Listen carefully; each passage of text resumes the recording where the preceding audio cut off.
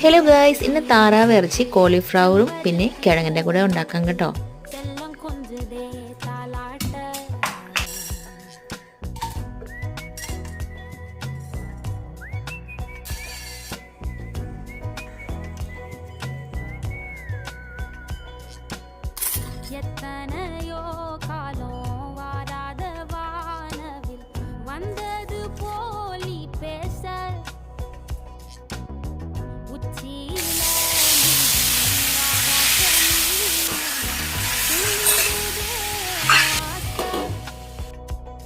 അപ്പോൾ നല്ല അടിപൊളിയായിട്ട് ഉണ്ടാക്കിക്കൊണ്ടിരിക്കാൻ നേരത്ത് ഗ്യാസ് തീർന്നു പോയി. പിന്നെ അടുപ്പ് കത്തിച്ചിട്ട് നമ്മൾ കറിയൊന്ന് അടുപ്പിലേക്ക് മാറ്റി.